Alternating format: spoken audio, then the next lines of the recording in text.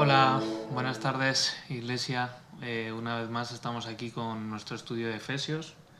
En el día de hoy vamos a ver Efesios 3. El martes pasado vimos Efesios 2 y vamos a ver Efesios 3.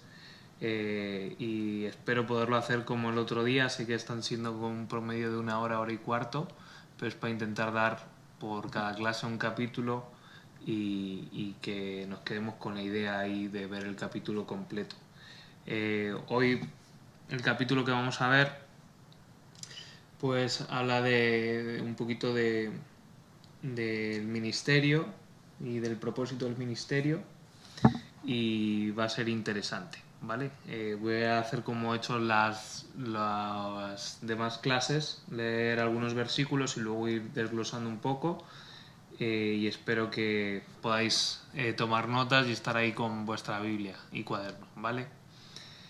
Ok, pues vamos a empezar. Efesios 3, versículo 1 dice: Por esta causa yo, Pablo, prisionero de Cristo Jesús, por vosotros los gentiles, si es que habéis oído de la administración de la gracia de Dios que me fue dada para con vosotros, que por revelación me fue declarado el ministerio, como antes lo he escrito brevemente, leyendo lo cual podéis entender cuál sea mi conocimiento en el misterio de Cristo, misterio que en otras generaciones no se dio a conocer a los hijos de los hombres, como ahora es revelado a sus santos apóstoles y profetas por el Espíritu, que los gentiles son coherederos y miembros del mismo cuerpo y compartícipes de la promesa de Cristo Jesús por medio del Evangelio, del cual yo fui hecho ministro por el don de la gracia de Dios que me ha sido dada según la operación de su poder.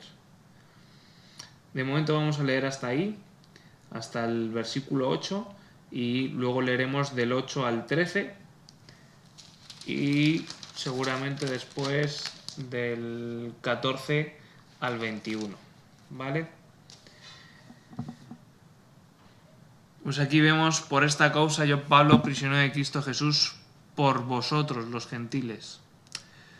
No por estar en el Evangelio las cosas salen como nosotros queremos. Aquí vemos que el apóstol Pablo pues no tiene la libertad que teníamos nosotros, está en una cárcel. Habíamos dicho que este libro de Efesios lo está escribiendo desde la cárcel, esta carta a los Efesios. Y muchas veces a los cristianos pues nos cuesta entender que el sufrir por Cristo sí pasa, es algo normal. O sea, no el... A veces hay un evangelio o predicamos diciendo: bueno, ven a Jesús, al Señor, entrégate, todos tus problemas se van a terminar. No es eso del todo cierto. De hecho, cuanto más nos acercamos a Dios, cuanto más predicamos el evangelio, cuanto más compartimos de él, más es la presión, más son las dificultades, más son las pruebas. ¿Pero por qué? Porque hablamos de que existe un mundo espiritual. En el capítulo 1 lo hablábamos así en la introducción, y tenemos que ser conscientes de ello. Hay una lucha que no es contra carne ni sangre, sino contra principados y potestades. Hay alguien que está interesado en que no creamos lo que Jesús hizo en la cruz, que no creamos lo que Dios es para nosotros, que no tengamos fe en ello, sino que creamos en otras cosas. Pero el creer en Dios, el creer en Jesús es locura, es estar loco, es estar dispuesto a dar tu vida por Él, estar dispuesto a no negar tu fe, a tener ese valor que tenían los cristianos cuando les llevaban al Coliseo romano o al circo romano, de estar muriendo quemados y aún así estar alabando a Dios y exaltando a Dios. Y yo creo que tú y yo, si nos pusieran en esa circunstancia, yo por lo menos no sé cómo reaccionaría. Yo espero y me gustaría que en mí estuviera ese mismo espíritu que levanta a Jesús de los muertos, de Romanos, que me encanta esa cita, para darme las fuerzas y la valentía de no negar a Jesús aún en medio de esas presiones. Vemos que aún apóstoles súper cercanos a Jesús le niegan, ¿no? Vemos a Pedro que le niega 3 veces, pero en cambio luego Jesús cuenta con él, le restaura. Pedro, ¿me amas? Sí, Señor, te amo, sabes que te amo. Y por eso le pone como pieza fundamental para comenzar la iglesia. Hay muchas personas que mueren a causa del Evangelio y que quizás no salen en libros, pero sí que tenemos que saber que hay personas que son realmente mártires, de que no niegan su fe y son quizás no crucificados, pero encarcelados, perseguidos, ejecutados, simplemente por tener una Biblia bajo el brazo o bajo la almohada o predicar el Evangelio o simplemente confesar que Jesús es su Señor y su Salvador. Y es un tema importante para tenerlo siempre en nuestras oraciones, orar por la iglesia perseguida, orar por la gente que realmente tienen prisiones. Nosotros quizás en estos tiempos, en estos días que estamos viviendo, ahora con todo el tema de la cuarentena, pues nos sentimos un poco bloqueados, asustados, presionados. Quizás va a haber gente que va a hablar en contra de Dios diciendo que esto es algo que Dios ha mandado, que Dios no existe porque no nos libra de esto. Entonces va a aumentar un poco nuestra presión como cristianos y nuestro posicionamiento quizás con nuestras familias, amigos, conocidos. Pero no es tanta la persecución como la que vemos aquí, que Pablo está prisionero a causa del Evangelio, que él también había perseguido a cristianos, porque cuando Pablo se convierte, él era perseguidor de cristianos, quemaba sinagogas, quemaba lugares de culto, perseguía, ejecutaba a cristianos, los entregaba para que fueran juzgados y castigados. Y en cambio ahora le vemos que es un hombre que está en la cárcel, pero no por sus hechos en su pasado, sino por los hechos de predicar el Evangelio, de extender el reino de Dios y establecer. Y eso nos tiene que llevar a que sea un modelo a seguir, de estar dispuestos a predicar el Evangelio allí donde estemos. El versículo 2 dice: si es que habéis oído de la administración de la gracia de Dios que me fue dada para vosotros. Es decir, administración tiene que ver con economía, es saber administrar, saber manejar, saber designar para qué utilizar y en cada momento qué utilizar qué, ¿no? Un buen administrador sabe qué hacer con las cosas que está administrando. Si es un administrador no sé, de cuentas bancarias, pues vas a saber qué hacer con cada cuenta, a dónde mover el dinero, qué hacer, ¿no? O si fueras un administrador de sistemas o de informática, que es algo a lo que me dedico yo o que me gusta, pues un administrador de sistemas designa qué acceso a qué carpeta tienen las personas, qué permisos tienen. Y aquí Pablo lo que está diciendo es: si es que habéis oído de la administración de la gracia de Dios que me fue dada para con vosotros. Dios es el que administra la gracia, y hay diferentes economías. Cada país tiene una economía y son diferentes. La economía es la forma que Dios suelta, libera sus planes, sus formas, sus maneras en medio del mundo. Aquí está hablando de la administración de la gracia de Dios. La gracia es una puerta abierta para que pase todo aquel que quiere arrepentirse. Pero llegará un momento en el que la gracia se terminará. Estamos en un tiempo de gracia donde Dios quiere que todo el mundo llegue a conocerle, llegue a un lugar de arrepentimiento y de reconciliación con Dios. Y aquí la administración es eso, es el repartir los recursos sabiamente, el darlos sabiamente, el darlos con un propósito determinado. Dice: si es que habéis oído de la administración de la gracia de Dios que me fue dada para con vosotros. ¿Qué es lo que le fue dado a Pablo para con vosotros? Es la revelación de su gracia, es la revelación de lo que Jesús es la revelación, el mensaje de la cruz, el Evangelio. En el versículo 3 dice que por revelación me fue declarado el misterio, como antes lo he escrito brevemente, ¿no? No aprendió en ninguna escuela, ni de ningún maestro, no, simplemente le fue dado por revelación, es decir, vino directamente de Dios, vino algo a través de su espíritu, lo recibió, lo sintió, lo entendió, lo vio. Dice: ¿y cuál era el misterio? El misterio es que los gentiles y los judíos son solo un cuerpo, es decir, que el Evangelio, la obra de Cristo, no era solo para los judíos, sino para todo el mundo, para todo el que crea en Él. todos estamos llamados a estar en Cristo, todos somos uno cuando estamos en Cristo. Pablo no entendía este misterio, pero Dios se lo reveló en Hechos 9:15. Pablo no entendía esto, pero en Hechos 9:15, si queréis, vamos a ir a ello en lugar de nombrarlo. Hechos, aquí lo tengo. Hechos 9:15. Ya lo tienes ahí en tu Biblia. Estos cursos, aunque ponemos un poco los textos, quizás no pongamos todos, con el fin de que tú también ahí en casa puedas buscar o acompañarme a las Escrituras. Dice, cuando los apóstoles, voy a leer desde el 14, si es esto, un momentito, no, aquí, 9:15. Dice, y el Señor le dijo, ve, porque instrumento escogido me es este, para llevar mi nombre en presencia, ¿de qué dice? De los gentiles y de reyes y de los hijos de Israel, porque yo le mostraré cuánto le es necesario padecer por mi nombre. Es decir, antes Pablo hizo padecer a otros, pero ahora Pablo va a empezar su ministerio, y su ministerio era el llevar la palabra a los gentiles y pagar el precio de llevar la palabra y de testificar lo que Jesús había hecho en la cruz y lo que Jesús hizo por nosotros.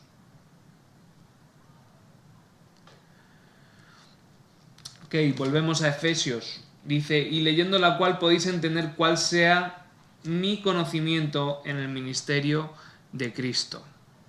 Cuando leemos las cartas de Pablo podemos entender que el Espíritu Santo vino también para los gentiles y todos somos parte del cuerpo, ¿vale? Dice, leyendo lo cual podéis entender cuál sea el conocimiento del misterio de Cristo, de que seamos solo uno. Toda lengua y toda nación confesarán que Jesús es nuestro Señor y Salvador. Eso también lo habla la Escritura.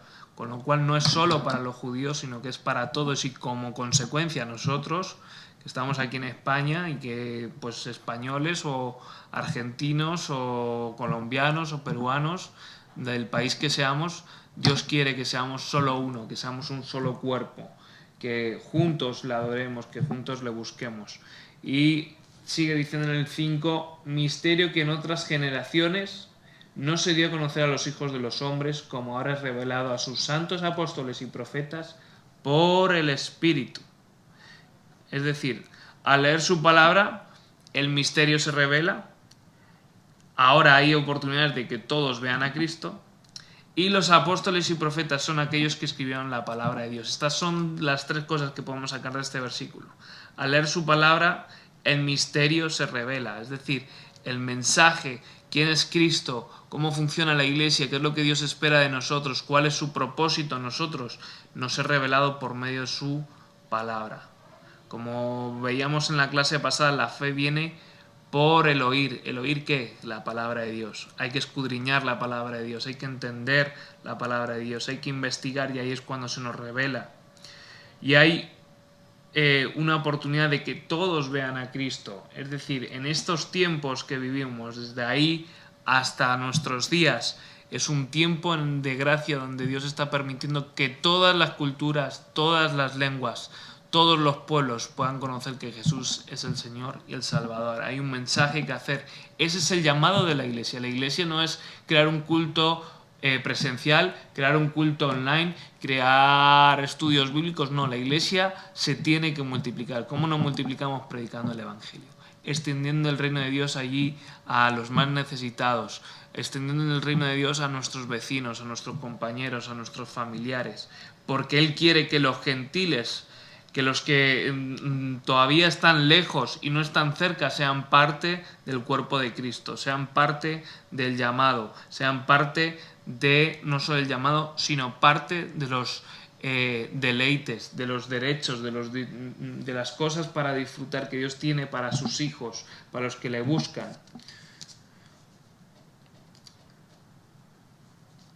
Y sigue diciendo en el tercer punto, nos faltaba, los apóstoles y profetas son aquellos que escribieron la palabra de Dios. Dios utilizó a personas concretas en tiempos concretos por medio de su Espíritu para escribir la palabra de Dios. Por eso decimos que la palabra es inspirada por el Espíritu Santo y la palabra es fundamento para que nosotros podamos creer, pero es una palabra viva, no es un libro más, sino que al estar escrito por medio del Espíritu Santo hay poder en cada declaración, en cada palabra que tú lees, y es como que de repente tú puedes leer lo mismo y cada día Dios te va a dar algo diferente, una revelación diferente, una enseñanza diferente. Por eso es bueno estudiar, es bueno escudriñar las Escrituras. Versículo 6 dice que los gentiles son coherederos y miembros del mismo cuerpo y compartícipes de la promesa en Cristo Jesús, por medio ¿de qué? Del Evangelio.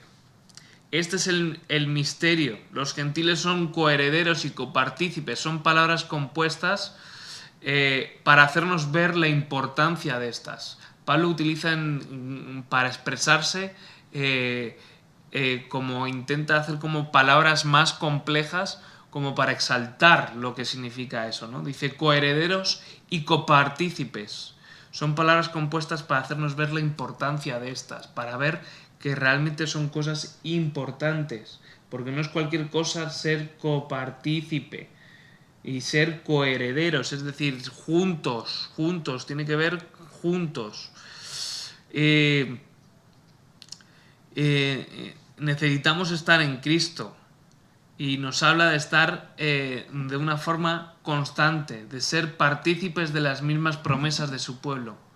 Tenemos que estar en Cristo, estar juntos con Él, estar en Él, no saber de Él, sino estar en Él. Y como estamos en Él, buscando el hacer las mismas cosas que Cristo Jesús hacía, pensando de la misma forma, teniendo las mismas intenciones, teniendo la misma fidelidad, entrega, compromiso.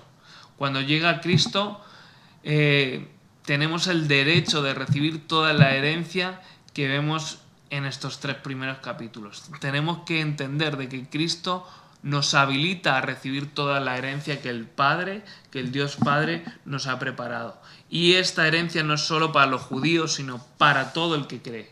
Para todo el que cree es la salvación, para todo el que cree es el derecho de escudriñar las Escrituras, es el derecho de conocer, de profundizar y de que Jesús nos sea revelado.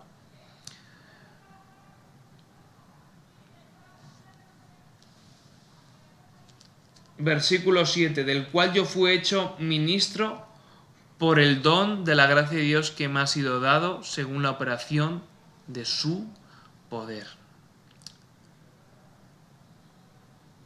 A Pablo se le dio un don por la gracia, un don de transmitir la gracia, de transmitir el Evangelio, de infundar, transmitir el mensaje de lo que Jesús vino a hacer, de lo que Jesús es, de que tenemos una oportunidad de reconciliarnos con Dios. Y la gracia evidentemente se puede desarrollar. Dice, de lo cual yo fui hecho ministro por el don de la gracia de Dios que me ha sido dado según la operación de su fuerza, con el propósito de Dios, con su poder. ¿Con el qué poder? El Espíritu Santo. Dice, y vendrá sobre vosotros en Hechos 1:8, y vendrá sobre vosotros ¿qué? El Espíritu Santo. Y cuando Él haya venido sobre vosotros, seremos llenos de su poder, seremos manifestados. Vamos a ir a Hechos si quieres, y lo vemos aquí bien en Hechos 1:8. Pero recibiréis poder cuando haya venido sobre vosotros el Espíritu Santo y me seréis testigos en Jerusalén, en toda Judea, en Samaria. ¿Y qué dice lo último? Hasta lo último de la tierra. En el 7 vemos, no os toca a vosotros saber los tiempos o las sazones que el Padre puso en su sola potestad, pero recibiréis poder cuando haya venido sobre vosotros el Espíritu Santo y me seréis testigos en Jerusalén, en toda Judea, Samaria, hasta el último de la tierra. Es decir, aquí Jesús, antes de ascender, cuando está dando la promesa del Espíritu Santo, ya estaba diciendo que sería hasta lo último de la tierra. El Espíritu Santo es el que nos capacita, es el que nos da poder verdaderamente útil para transmitir el mensaje, para edificar la vida de muchos y seguir en lo que Él nos ha llamado, en el propósito que Él nos ha llamado, que es el extender el Evangelio, es hacer que otros le conozcan y haya un arrepentimiento, esperanza.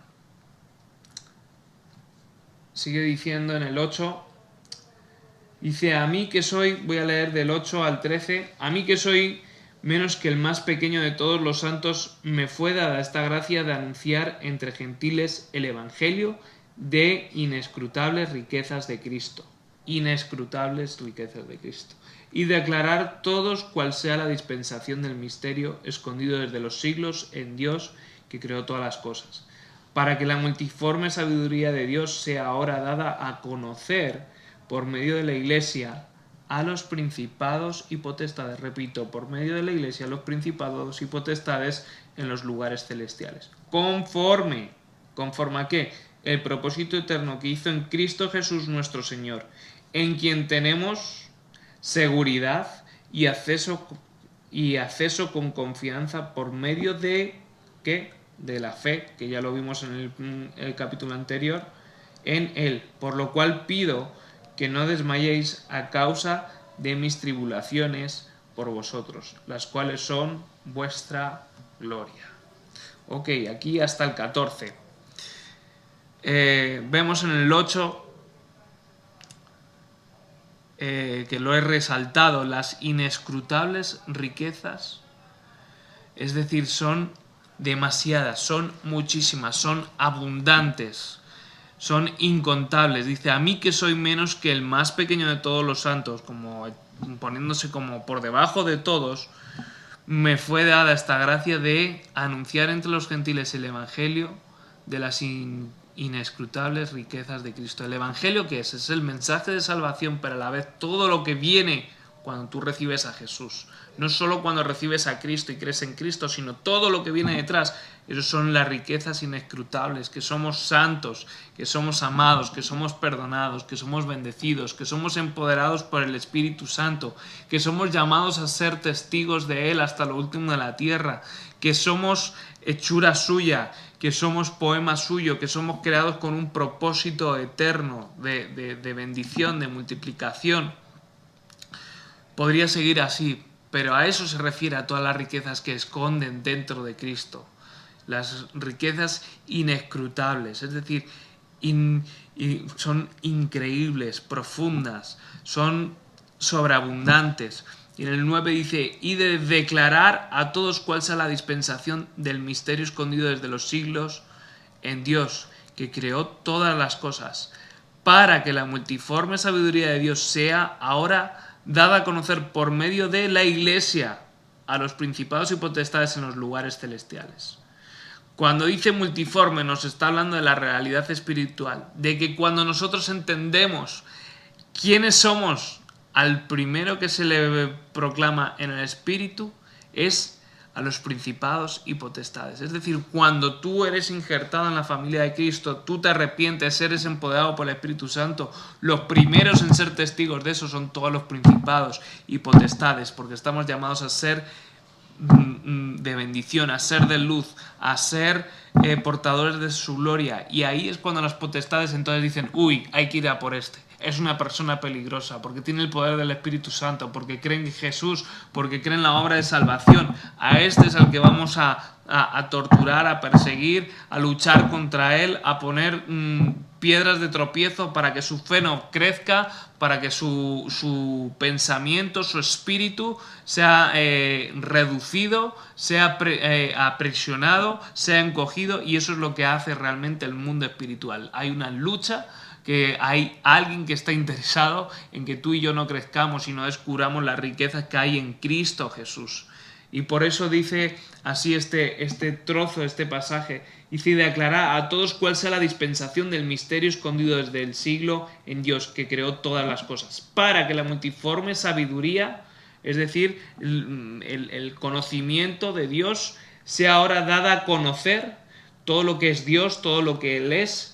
¿Por medio de qué? No dice por cada uno, dice de la Iglesia a los principados y potestades en lugares celestiales. Es decir, para decirle, ¿sabes qué? Todo lo que Dios es, todo lo que Dios ha establecido, lo hereda la Iglesia, lo heredamos cada uno de nosotros, lo sumamos, lo unimos y lo difundimos, diciéndole a las potestades, a las autoridades, esto es lo que creemos, esto es lo que somos, este es el propósito que tenemos, esto es lo que Dios quiere, esto es lo que Dios va a hacer con nosotros. Y sigue diciendo en el versículo 11, dice, conforme al propósito eterno que hizo en Cristo Jesús nuestro Señor. ¿Cuál propósito? El que todo el mundo se arrepiente, el que todo el mundo conozca que hay un Dios, que hay un Señor, que tenemos esa seguridad, como dice en el 12, en quien tenemos seguridad y acceso, confianza por medio de la fe en Él. Que todo el mundo sepa que al tener fe, al tener confianza en el Señor, al creer en lo que Él es, tenemos esa seguridad y ese acceso con confianza a Él, al Señor. Podemos tener esa relación que el diablo tanto quiere destruir, la relación que nos hace fuertes, que nos hace poderosos, que nos hace librar cualquier batalla, enfrentar cualquier problema, que es el estar cerca de nuestro amado Señor, de saber que Él es poderoso, de que Él es soberano, de que Él está al control de las cosas. Ok.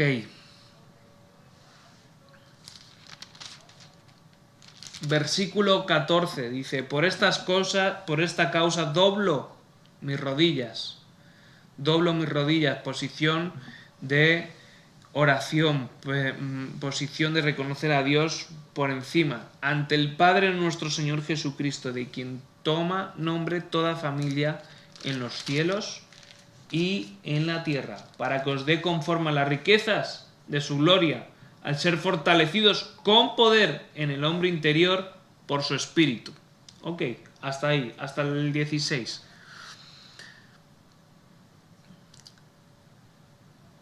Aquí vemos en el versículo 14 cuando dice que dobla sus rodillas, hay que pensar que está en la cárcel. Pablo no perdió tiempo ni siquiera en la cárcel, estaba orando, estaba buscando de Dios, no estaba desanimado, no estaba triste, sino que estaba fortalecido. La oración nos fortalece, el buscar a Dios nos fortalece, nos acerca realmente a lo que tenemos que hacer.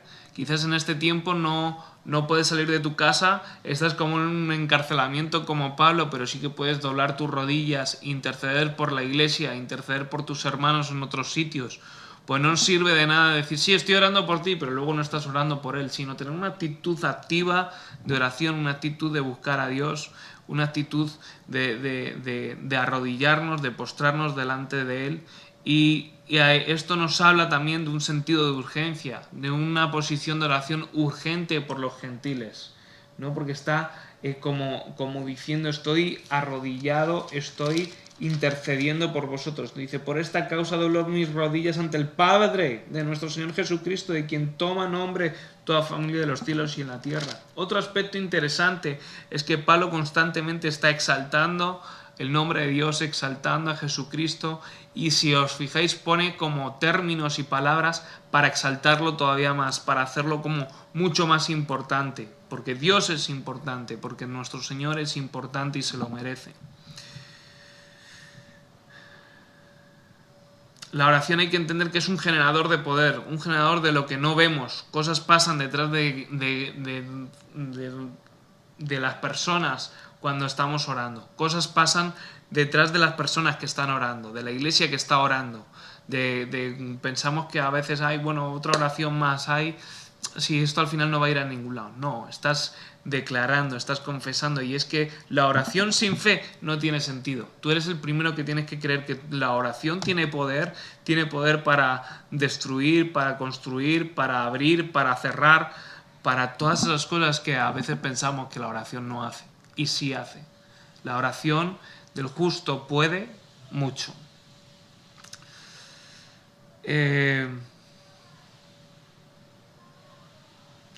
Versículo 15, de quien toma nombre toda familia en los cielos y en la tierra. Está hablando de que el Padre provee todo, de que el Padre nos da una identidad, de que Dios nos da una identidad cuando estamos orando, cuando estamos buscando de Él, cuando estamos queriendo avanzar en nuestra vida espiritual. Y dice del Padre, de quien toma nombre toda familia en los cielos y en la tierra.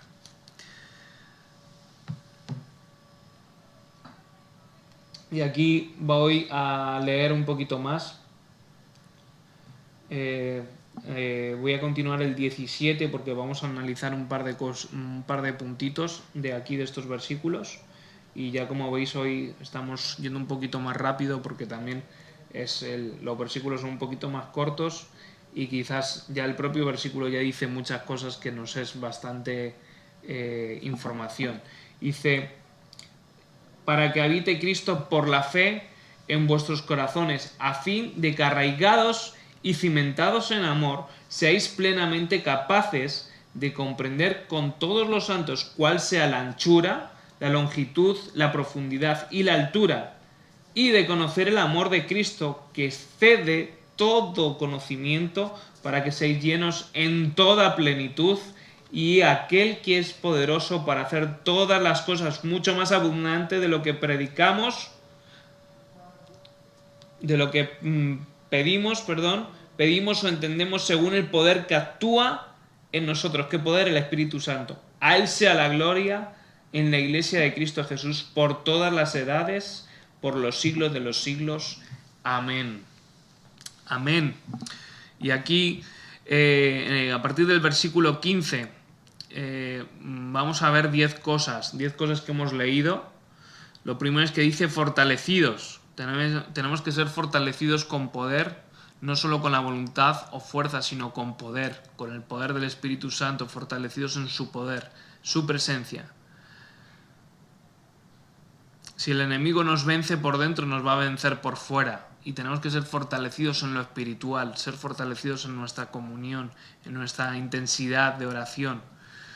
La verdadera conquista externa es cuando has conquistado por dentro, es decir, hay áreas en nuestra alma, en nuestro espíritu, que tienen que ser conquistadas por medio del Espíritu Santo. Tenemos que ser hombres con carácter, personas que realmente hemos sido moldeadas y preparadas desde el interior hasta lo que se ve fuera por medio del Espíritu Santo.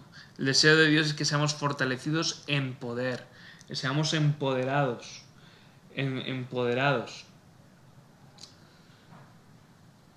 Pues dice: para que os dé conforme a las riquezas de su gloria, el ser fortalecidos con poder en el hombre interior por su espíritu, ¿vale?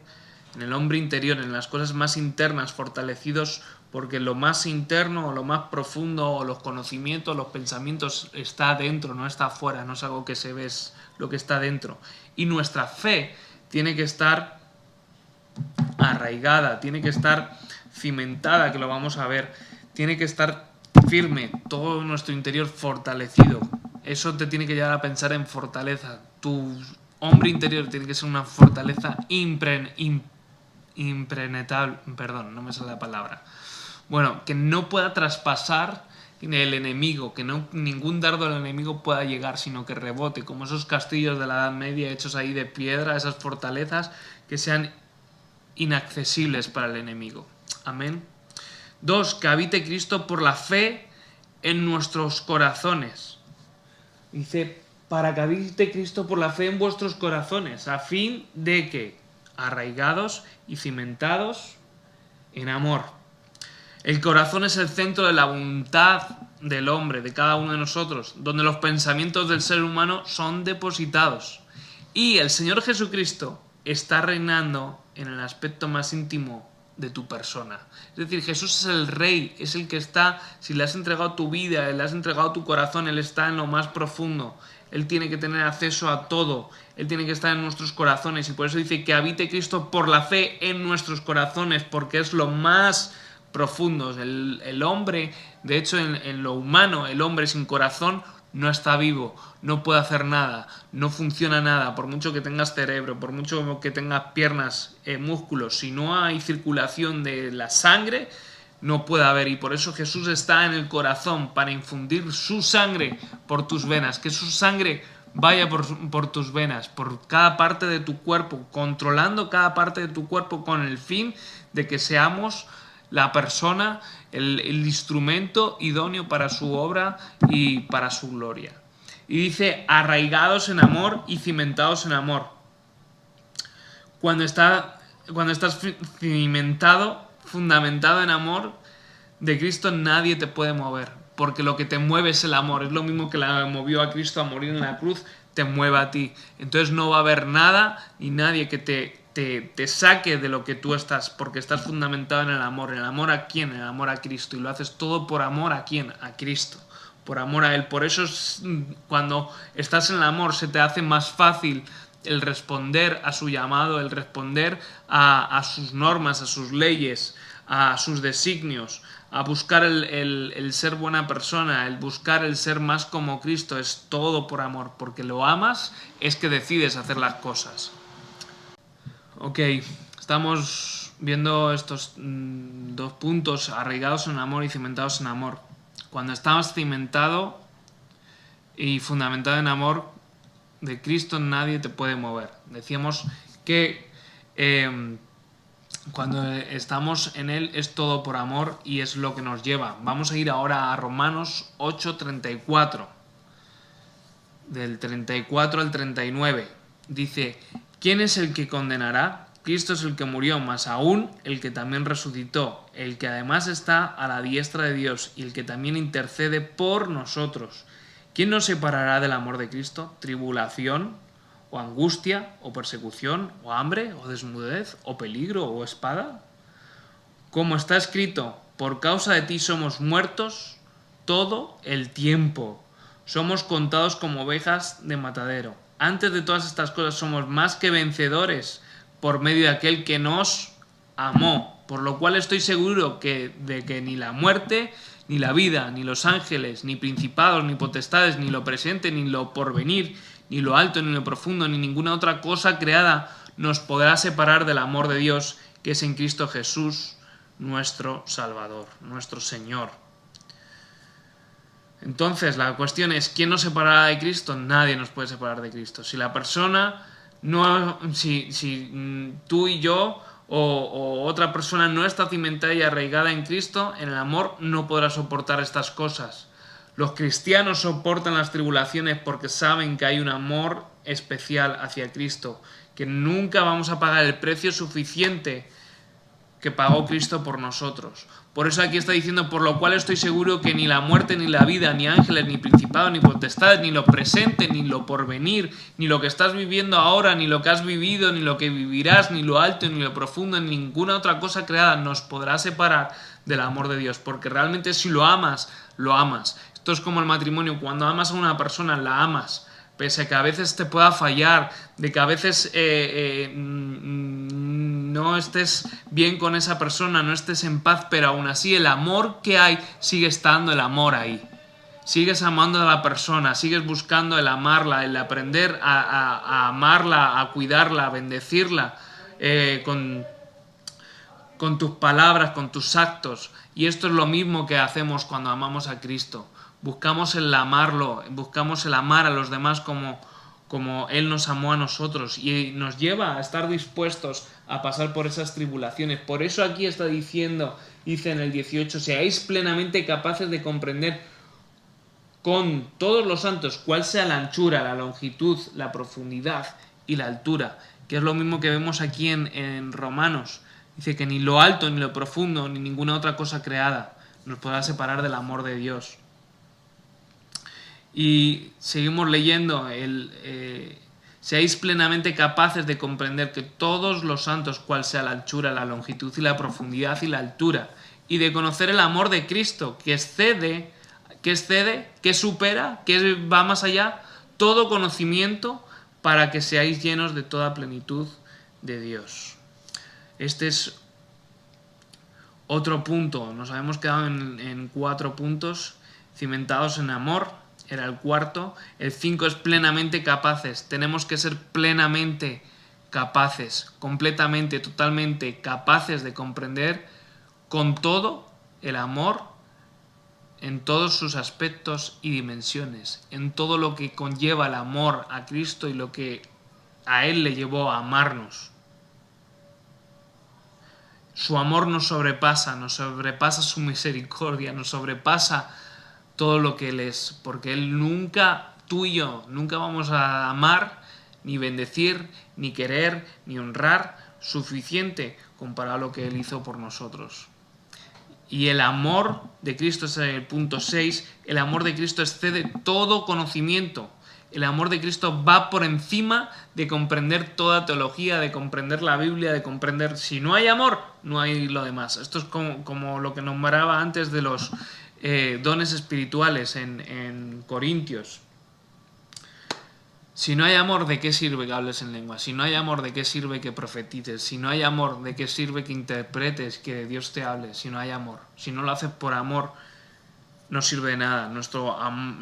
El amor de Cristo excede todo conocimiento. Va más allá de lo que buscamos, la revelación, de conocer, de estudiar, de profundizar. ¿De qué sirve que busques las Escrituras si no amas? Si no conoces cómo Él te ama, cómo Él te cautiva. Su amor va mucho más allá. Tenemos que dar lugar a que Jesús nos ame, a tener esa relación como las parejas necesitan sus tiempos de intimidad. Tú y yo necesitamos nuestros tiempos de intimidad con el Padre, nuestros tiempos de intimidad con Jesús. Decir, Señor, sabes que vengo aquí a buscarte, a adorarte, a conocer, a profundizar más en nuestra relación, a saber más cómo piensas, qué es lo que esperas de mí, qué es lo que... y entonces ahí van surgiendo todas las demás cosas que vemos, que estás fundamentada en el amor, vas a saber que Él es tu dulce refugio, que Él es tu pronto auxilio, que Él siempre va a estar ahí, que Él no te va a dejar, que Él siempre va a estar con los brazos abiertos. La base de lo que somos nosotros es caminar en amor. Esta frase me encanta. La base de lo que somos nosotros es caminar en amor. Si no caminamos en amor, no sirve de nada todo lo que hagamos. Y punto 7 dice, llenos en toda plenitud de Dios.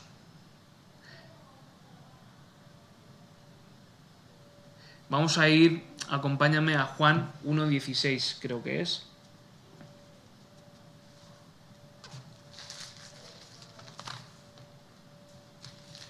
Juan 1.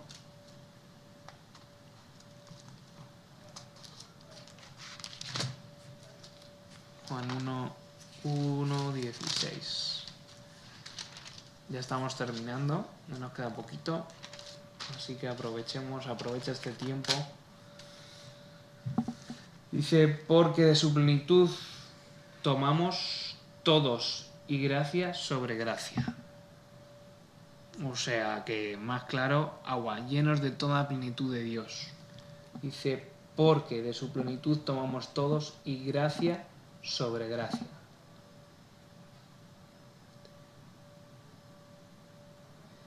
Porque antes, justo Juan estaba diciendo, en el 15, dice, y Juan dio testimonio de él y clamó diciendo, este es de quien yo decía, el que viene después de mí, es antes de mí, porque era primero que yo. Porque de su plenitud, o sea, la de Cristo, tomamos todos y gracia sobre gracia. Es decir, plenitud y gracia, pero aquí lo que nos interesa es llenos de toda plenitud de Dios. Toda plenitud es que llena, plena, te quedas pleno, lleno, satisfecho. Y Dios, Jesús, tiene que dar la plenitud completa, plenitud, estar lleno. Dice, y de conocer el amor de Cristo que esté de todo conocimiento para que seáis llenos de toda plenitud.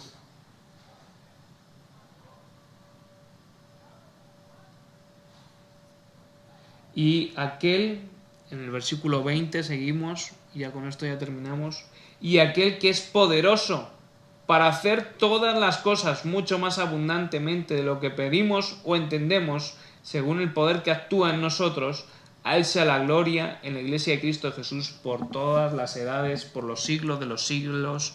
Amén.